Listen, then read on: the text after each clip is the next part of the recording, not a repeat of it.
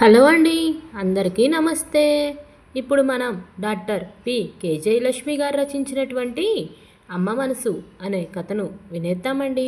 ఇంకా కథలోకి వెళ్ళిపోదామా? హాయ్ మధు, ఏం చేస్తున్నావు అంటూ సుడిగాలిలా దూసుకువచ్చిన మంజులని హాల్లోనే స్టాప్ స్టాప్ అంటూ ఆపేశాడు మాధురి భర్త అజయ్. క్యా బాత్ హై? మధు ఇంట్లో లేదా ఇంటి కొంపదీసి? కనుబొమ్మలు ముడివేస్తూ అడిగింది మంజు. లేకేం, సుజీతో మాట్లాడుతుంది ఫోన్లో. వారం రోజులకి దొరికాడు పుత్రరత్నం. కాసేపు నిరీక్షించక తప్పదు. ఇంతకీ మీ వారెక్కడా? ఇదిగో ఇక్కడ. కార్ పార్క్ వస్తున్న వెనకాలే వచ్చిన అవినాష్ చేయి అందుకుంటూ సోఫాలో కూర్చోబెట్టాడు అజయ్. ఒక్క నిమిషం జ్యూస్ తెస్తా అని లోపల నుంచి మ్యాంగో జ్యూస్ పట్టుకొచ్చాడు. దాదాపు 15 నిమిషాలకి మాధురి కొంచెం విచారం, కొంచెం సంతోషం కలగలుపుగా హాల్లోకి వచ్చింది. హాయ్ మంజు, చాలాసేపు అయిందా వచ్చి? ఎలా ఉన్నారు? సారీ వెయిట్ చేయించాను అన్నట్టు అవినాష్ ఏం తీసుకుంటారు? కాఫీ, జ్యూస్ అని హడావిడిగా పడిపోసాగింది. మర్యాదలన్నీ అయ్యాయిలే కానీ సుజిత్ ఏమంటున్నాడు? బాగా అడ్జస్ట్ అయ్యాడట్నా? చదువెలా సాగుతుందంట? కుతూహలంగా అడిగింది మంజుల. మాధురి ముఖం మళ్ళీ చిన్నబోయింది. ఇప్పట్లో రాడే, ఏది 7 నెలలేగా అయింది. టెన్సెక్స్ వెళ్ళి. ఏం చదువులో ఏమిటో. కనీసం ఫోన్ చేయడానికైనా తీరికుంటుందా? వారం రోజుల నుంచి ఫోన్ లేదు. ఎంత బెంగగా అనిపించిందో తెలుసా? అదేం మాట్లాడుతున్నా ఇంతసేపు. 2 రోజులకు ఒకసారైనా ఫోన్ చేయాల్సిందేనని వాడేదో చెప్తున్నాడనుకో. మా అక్క కొడుకు పిల్లోడితో సిడ్నీ వెళ్ళి 2 ఏళ్ళు అవుతుంది. ఉద్యోగం, సంసారం జటూరంలో పడి 15 రోజులకు ఒక మారు ఫోన్ చేస్తాడు. వీడు చూస్తే చదువుకోవడానికేగా వెళ్ళింది. ఏం వ్యాపకాలుంటాయి చెప్పు? అమ్మా నాన్నలకి ఫోన్ చేయడానికి కూడా తీరిక దొరకదా? ఆవేదనగా చెప్పుకపోతుంది మాధురి. అంతేనే, విదేశాలకు వెళ్తే ఇక్కడ వాళ్ళు ఏమైపోయినా పట్టదు. చదువు, ఉద్యోగం, సంసారం ఇలా వాళ్ళ ప్రపంచమే వేరు. ఇక్కడ మన దగ్గరలో ఉన్నట్టు అక్కడికి వెళ్ళాక ఎలా ఉంటారే మొద్దు. కానీ నేను మాత్రం అలా ఉండను లేవే అంటూ నవ్వింది మంచు. నువ్వు అలా ఉంటానంటావేంటే? నువ్వు ఉంటున్నది ఇక్కడే కదా. ఇండియా వదిలి ఎక్కడికి వెళ్ళిపోతావు? వీపు మీద చరుస్తూ నవ్వింది మాధురి. అది చెప్పడానికేనండి మీ ఫ్రెండ్ వచ్చింది. తను విజిటింగ్ ప్రొఫెసర్గా బల్గేరియా వెళ్తుంది 2 ఏళ్ల పాటు అన్నాడు అవినాష్ నవ్వుతూ. వావ్, ఇంత మంచి వార్త ఎంత కూల్గా చెప్తున్నారో చూడు మధు. ఎనీవే, కంగ్రాట్స్ మంజు అన్నాడు సంతోషంతో అజయ్. మాధురి ఆప్యాయంగా మంజులని కౌగలించుకుంది. ఇంతకీ ఎప్పుడు ప్రయాణం? మంజుతో మీరు వెళ్తున్నారుగా? అనుమానంగా అడిగింది మధు. ఆయన వస్తున్నారే, నెల ఉండి అన్నీ చూసుకొని వస్తారు. నాకు కాస్త అలవాటవుతుంది ఈలోగా అంది మంజు. మళ్ళీ సంపర్లో కోమల్ పరీక్షలయ్యాక ఇద్దరం కలిసి బల్గేరియా వెళ్తాం అందుకంటూ చెప్పాడు అవినాష్. అమ్మో, అయితే 2 ఏళ్ళు కనిపించవా? ఎలాగే మంచు అంటూనే మళ్ళీ పోన్లేవే, ఇంత మంచి ఛాన్స్ ఎంతమందికి దొరుకుతుంది? మన వయసు వాళ్ళు పిల్లలు ఫారిన్లో ఉంటే వాళ్ళని చూడడానికి వెళ్తారు కానీ ఇలా తమ మెరిట్ మీద వెళ్ళగలుగుతుంది నువ్వేనని నాకు తెలిసి ఫోన్ చేస్తూ ఉండు. పెద్దవాడు విమల్ ముంబైలో జాబ్ చేస్తున్నాడు. సో వాడి గురించి బెంగక్కర్లేదు. కోమల్ని వీలైనప్పుడల్లా మా ఇంటికి రమ్మనమను. అయినా వాడి నెంబర్ నా దగ్గర ఉందిగా, నేను టచ్లో ఉంటానులే, ఏం పర్వాలేదు అంది మాధురి మంజు చేయి నిమురుతూ. థ్యాంక్సే, వాడు మేనేజ్ చేసుకోగలడు, పర్లేదు అన్నట్టు రేపు నేను హైదరాబాద్ వెళ్తున్నా. అమ్మకి, అన్నయ్యకి వాళ్ళకి నా ప్రయాణం గురించి చెప్పి 2 రోజులుండి అమ్మ చెప్పే జాగ్రత్తలు బుద్ధిగా విని వస్తాను అంటూ వాళ్ళ దగ్గర సెలవు తీసుకొని ఇంటికి బయలుదేరుతుంటే మంజు, వెళ్ళేలోగా మళ్ళీ వస్తావు కదూ, అందరం కలిసి బయటికి డిన్నర్కి వెళ్దాం అంది మాధురి బొట్టు పెడుతూ. సాధారణంగా నీ 7 తల్లులు పిల్లల్ని పై చదువులకు విదేశాలకు పంపిస్తూ వీడ్కోలు చెప్తూ ఉంటారు. కానీ పిల్లల్ని ఇక్కడ వదిలి నువ్వు కెరియర్ పరంగా విదేశాలకు వెళ్తున్నావే అన్నాడు మంజు అన్నయ్య నవ్వుతూ. వదినల కొసరి తినిపించింది. మంజుకి ఇష్టమైన వంటకాలన్నీ అత్తగారి సూచనలతోటి గిరిజమ్మ బాగా ఆందోళన పడిపోయింది. కూతురు విదేశాల యానం సంగతి విని మాటి మాటికి కళ్ళు తుడుచుకుంటూ మంజుని దగ్గరికి తీసుకొని, జాగ్రత్తే మంజు, దేశం కాని దేశం వెళ్తున్నావు, ఎలా ఉంటావో ఏంటో అని బాధపడింది. నువ్వు మరీనమ్మా, నేనేమైనా చిన్నపిల్లనా? అయినా నాతో మా ఆయన కూడా వస్తున్నారుగా కొన్నాళ్ళ పాటు, భయమేం లేదు అని సముదాయించింది తల్లిని. నీకేంటే, ఏమైనా చెప్తావు, దగ్గరదా దాపా, సముద్రాలు దాటి వెళ్తున్నావు. వైజాగ్లో ఉంటే 2 నెలలకు ఒకసారైనా సెమినార్ అనో మీటింగ్ అనో హైదరాబాద్ వచ్చేదానివి. ఇప్పుడు ఎలాగే నిన్ను చూసేది అంటూ బావురం అంది గిరిజమ్మ. అయ్యో అత్తమ్మ, కంప్యూటర్లో చూస్తూ చక్కగా మాట్లాడుకోవచ్చు, అలా బాధపడకండి శుభమా అని తను వెళ్తుంటే బుజ్జగించింది కోడలు శాంతి అత్తగారిని. మెత్తం మీద తల్లికి ఎలాగోలా నచ్చచెప్పి వైజాగ్ వెళ్ళిపోయింది మంజుల. కాలేజీలో అందరి దగ్గర సెలవు తీసుకొని ఇంట్లో చిన్న కొడుక్కి బోలెడు జాగ్రత్తలు చెప్పి, వంట ఆమెకి, పని మనిషికి అన్నీ అప్పగింతలు పెట్టి, ఫ్లాట్స్లో వాళ్ళకి, వాచ్మెన్కి పిల్లాడిని కాస్త కనిపెట్టమని అభ్యర్థించి, భారమైన మనసుతో భర్తతో పాటు బల్గేరియా బయలుదేరింది మంజుల. దాదాపు 12 గంటల ప్రయాణమనంతరం సోఫియా చేరారు. విమానాశ్రయంలో దిగుతూనే హిమపాతం, వణికించే చలి వారిని ప్రేమగా స్వాగతించాయి. భారత దౌత్య కార్యాలయ అధికారి, సోఫియా విశ్వవిద్యాలయం భారతీయ విద్యా విభాగం డైరెక్టర్ వారిని రిసీవ్ చేసుకొని క్వార్టర్స్లో దింపి వెళ్ళిపోయారు. అత్యాధునిక వసతులతో విశాలమైన ఫ్లాట్ ముచ్చటగా అనిపించింది మంజు దంపతులకి. మర్నాడు ఎంఎస్కి వెళ్ళిన భారతీయ రాయబారిని కలిసి అభివాదం చేసి జాయినింగ్ రిపోర్ట్ ఇచ్చి యూనివర్సిటీకి వెళ్ళింది మంజుల.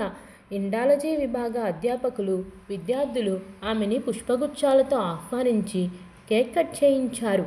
భారతీయ రాజభాషకి బల్గేరియా విశ్వవిద్యాలయంలో ప్రాధాన్యత చూసి ఆమె ఆనందభరితురాలైంది. ఇండాలజీ విభాగ ప్రొఫెసర్లు బల్గేరియా అయిన హిందీలో చక్కగా మాట్లాడడం, విద్యార్థులకు బోధించటం ముచ్చటనిపించింది. మరునాటి నుంచి క్లాసులకి రమ్మనమని టైం టేబుల్ ఇచ్చారు. తర్వాత వాళ్ళు భార్యాభర్తలిద్దరిని లంచ్కి తీసుకెళ్లారు. తాము తెచ్చిన ఇండియన్ స్వీట్స్ వాళ్ళు బాగా ఇష్టంగా మెచ్చుకుంటూ తినడం వల్ల మంజులకు ఎంతో నచ్చింది. రోజు తప్పనిసరిగా కొడుకులతో మాట్లాడేది మంజుల. ఎంత బిజీగా ఉన్నా విప్రోలో ఇంజనీరింగ్ చేస్తున్న పెద్ద కొడుకు విమల్ ఫ్రెండ్స్తో పాటు ఫ్లాట్లో ఉంటున్నాడు. చిన్నవాడు కోమల్ వైజాగ్లో ఇంజనీరింగ్ చదువుతున్నాడు. పిల్లలు పెద్దవాళ్ళైనా దూరంగా ఉండడంతో వాళ్ళెలా ఉన్నారో, ఏం తింటున్నారో అని బెంగ. ఫోన్ చేసినా ఇవే ప్రశ్నలు. టైంకి తినండిరా, ఆరోగ్యం జాగ్రత్తరా అంటూ కొన్నాళ్ళుండి మంజు బాగా అడ్జస్ట్ అయిందనిపించినాక అవినాష్ ఇంటికి వెళ్ళాడు. ఇండాలజీ ప్రొఫెసర్ వ్యానాసుకోవా సరదాగా, స్నేహంగా ఉండడంతో మంజుకి బాగా నచ్చేసింది. తను అవివాహితం కావటం వలన మంజుతో కలిసి ఫ్లాట్లో ఉండడానికి ఒప్పుకోవటంతో కొత్త దేశంలో ఒంటరిగా ఉండాల్సి వస్తుందనే బెంగ తప్పించింది మంజుకి. ఇద్దరూ కలిసి వండుకోవటం, కాలేజీకి వెళ్ళడం, సెలవు రోజుల్లో షాపింగ్కి, కొలీగ్స్ ఇళ్ళకి, చుట్టుపక్కల ప్రాంతాలకి వెళ్ళడం, ఇలా టైం బాగానే గడిచిపోతుంది. వారం నుంచి కోమల్ ఫోన్కి దొరకటం లేదు. ఎలా ఉన్నాడు ఆతృతగా అడిగింది మంజు స్కైప్లో వచ్చిన భర్తని. వాడేదో ప్రాజెక్ట్ వర్క్ హడావిడిలో ఉన్నారు, కంగారు పడకు, ఇంటికి కూడా లేటుగా వస్తున్నాడు. నేను చెప్తాలే నీకు ఫోన్ చేయమని. వంటావిడ, పని మనిషి బాగానే వస్తున్నారుగా, నాగాలు పెట్టకుండా చెప్పాడు అవినాష్ ఆమె మనసులో మాట తెలిసినట్టుగా. మంజు మనసు చివుక్కుమంది. వాడెంత బిజీ అయితే మాత్రం దూరంగా ఉన్న తల్లికి ఫోన్ చేయడా? తనేమన్నా ఇక్కడ ఖాళీగా ఉందా? ఇంకో పక్క ఆ విమల్ షిఫ్ట్ డ్యూటీ అంటూ రాత్రులు లేటుగా వచ్చాడంటున్నాడు, ఉదయం లేటుగా లేచానంటున్నాడు. వాడు సరిగ్గా మాట్లాడడు. అదేంట్రా అంటే, ఏంటమ్మా రోజు ఏముంటాయి కబుర్లు, ఆఫీసు, ఇల్లు, వండుకోవటం, వీకెండ్స్లో బట్టలు తుక్కోవటం, ఇంతగా నువ్వొచ్చి నాకేం చేసి పెట్టలేవు తెలుసుకొని బాధపడడం తప్ప ఫ్రెండ్స్తో అలా గడిచిపోతుంది అంటాడు నిట్టూర్చింది మంజుల. రాత్రి 7 గంటలకి ఫోన్ వస్తే మంజు ఒక ఉదుటున అందుకుంది, కోమల్ చేశాడని అనుకుంటూ. మంజు తల్లి, ఎలా ఉన్నావే? అంటూ పలకరించింది ఆప్యాయంగా అవతల నుంచి అమ్మ. ఒక్కసారిగా జావగారిపోయింది మంజు. అంటే అక్కడ 10:30 అయిందన్నమాట. నేను బాగానే ఉన్నా కానీ నీ ఆరోగ్యం ఎలా ఉంది? ఇంతవరకు పడుకోకుండా ఏం చేస్తున్నావు అసలు? విసుక్కుంది తల్లిని. 2 దేశాల మధ్య 3:30 గంటల తేడా.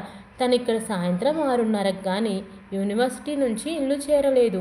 అక్కడ అమ్మ రాత్రి 8 కల్లా మాత్రలు వేసుకొని పడుకుండిపోతుంది. అందుకే మాట్లాడడం కుదరడం లేదు. ఇవాళ 10:30 దాకా లేచి ఉందంటే మందులు వేసుకోలేదన్నమాట. మనసులో లెక్క వేసుకుంది. నువ్వు వెళ్ళాక 2 సార్లు మాట్లాడావంతే. ఎంత బెంగగా ఉందో తెలుసా తల్లి? ఒక్కదానివి అక్కడ ఏం తింటున్నావో, ఏం అవస్థలు పడుతున్నావో అని ప్రాణం కొట్టుకుపోతుందే అంది గిరిజమ్మ వణుకుతున్న స్వరంతో. అబ్బా ఏంటమ్మా ఎప్పుడు ఇదే గోలా? నాకేమీ పర్వాలేదు, హాయిగా ఉన్నానే అంటే వినవే. మందులేసుకొని పడుకో ముందు, ఆదివారం మాట్లాడతాలే విసుగ్గా అంది మంజుకి. కోమల్ అనుకొని ఫోన్ తీస్తే అమ్మ మాట్లాడుతుంది. ఈలోపు వాడు కాని చేస్తే ఎంగేజ్ వస్తుంది. మళ్ళీ ఎప్పుడు చేస్తాడో ఏంటో అనుకొని ఫోన్ కట్ చేసింది. మిస్డ్ కాల్స్ ఏవో ఉన్నాయి కానీ కోమల్ నెంబర్ లేదు. ఏమైంది చెప్పమా? భర్త చూస్తే కలకత్తా క్యాంప్లో ఉన్నాడు. విమల్కి కాల్ చేస్తే ఏంటమ్మా నువ్వు, వాడేమైనా చిన్నపిల్లోడా? ఏదో బిజీగా ఉంటున్నాడు, తర్వాత కనుక్కొని ఫోన్ చేస్తాలే, ఆఫీస్లో ఉన్నా, డిస్టర్బ్ చెయ్యకు అని పెట్టేశాడు. మంజుల మనసు చివుక్కుమంది. ఏంటి పిల్లలు? తను విదేశం వచ్చినా ఎంత బిజీగా ఉన్నా పిల్లల కోసం ఎంతగా ఆలోచిస్తుంది. ఆ రోజు మధు ఏమంది?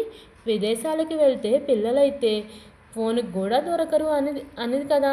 కానీ వాళ్ళు స్వదేశంలోనే ఉన్నారుగా, మరెందుకు పట్టించుకోవటం లేదు? కనీసం ఫోన్కి కూడా అందుబాటులో ఎందుకు ఉండడం లేదు? అంటే విదేశాలు వెళ్ళటం వల్ల పెళ్ళాం పిల్లల వల్ల ఈ మార్పు రావటం లేదు. తన పిల్లలు విదేశాల్లో లేరు, పెళ్ళైన వాళ్ళు కారు. అయినా తల్లికి సమయం కేటాయించలేనంత బిజీగా ఉన్నారు. ఒక్కసారిగా బాధ ఆవరించింది ఆమెని. ఇవాళ సోఫియా మాల్కి వెళ్దామా మంజు? ఆదివారం ఉదయాన్నే లేస్తూ అడిగింది వన్య. ఓకే, పిల్లలకి షర్ట్స్ కొనాలనుకుంటున్నా, ఎలాగూ లంచ్ చేసి వెళ్దాం అంది ఉత్సాహంగా మంజు. సాయంత్రం వరకు షాపింగ్ చేసి మాల్లోనే ఏదో తినేసి ఫ్లాట్కి తిరిగి వచ్చారిద్దరు. రాత్రి 7 అవుతుంటే కోమల్ దగ్గర నుంచి ఫోన్. కొడుకు గొంతు విని, నాన్న ఎలా ఉన్నావురా?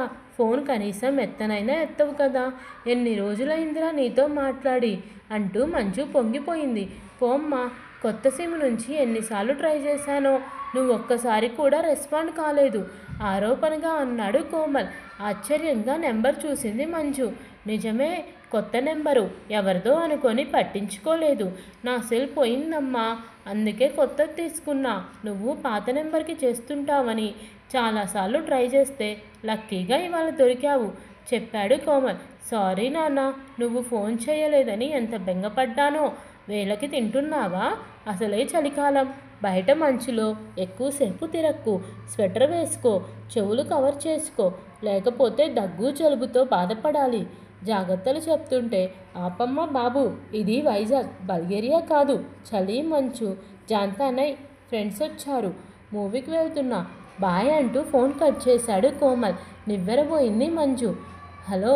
సిస్టమ్ దగ్గర మెయిల్ చూస్తున్న వైన్య, మంజు మీ అన్నయ్య స్కైప్లో వచ్చారు అని అరవగానే ఇదిగో వస్తున్నా అంటూ కంప్యూటర్ ముందు కూర్చొని బాధ వెళ్ళబోసుకుంది. చూడన్నయ్యా, విమల్ కోమల్ ఎంత ఆరిందల్లా మాట్లాడుతున్నారో. ఫోన్కి దొరకరు, ఎప్పుడు బిజీయే. వాళ్ళ గురించి నేనెంత ఆరాటపడుతున్నానో అర్థం చేసుకోవటం లేదు. స్వెటర్ వేసుకోమంటే చిన్నోడు కొట్టి పారేశాడు. ఆ పెద్దాన్ని చూడపోతే టాన్సిల్స్, కూల్ డ్రింక్స్లు, ఐస్ క్రీమ్స్ తినొద్దంటే నాకు తెలుసులే అమ్మా, తినకుండా ఎలా? తినేశాక మాత్రలు వేసుకుంటాలే అంటున్నాడు. తల్లంటే అసలు లెక్కలేదు అంటుండగానే అన్నయ్య నవ్వుతూ, మంజు అమ్మతో ఒకసారి మాట్లాడు అని వెబ్కామ్ తల్లి వైపు తిప్పాడు. అమ్మ ఏంటి ఇంకా పడుకోకుండా? మాట పూర్తవకుండానే, ఏమే మంజు, ఆదివారం ఫోన్ చేస్తానన్నావు? పగలంతా చూసి ఇంకా ఉండబట్టలేకనే నేనే అన్నయ్యని చేయమన్నాను.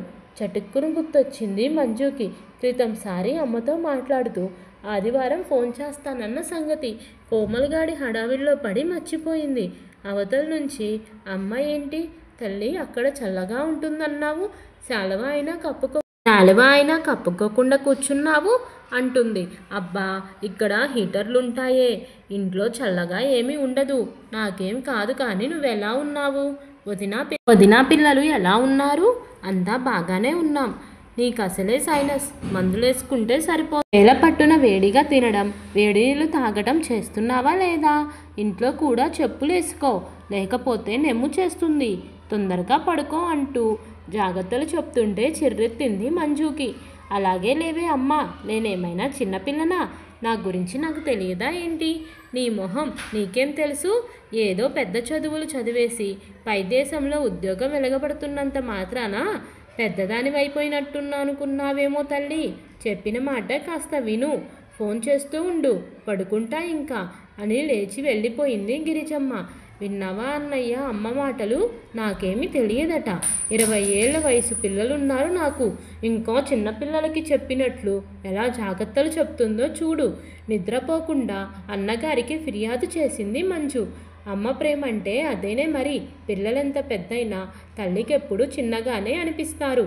అంతెందుకు, నా ఆఫీసు మన ఇంటికి 2 వీధులవతల.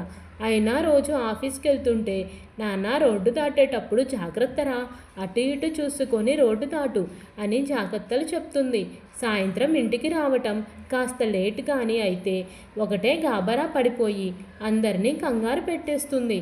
పెద్దయ్యే కొద్దీ చిన్నపిల్లలా ప్రవర్తిస్తారే వీళ్ళు. ఎన్నైనా చెప్పు, వీలైనప్పుడల్లా ఫోన్ చేస్తావు కదా.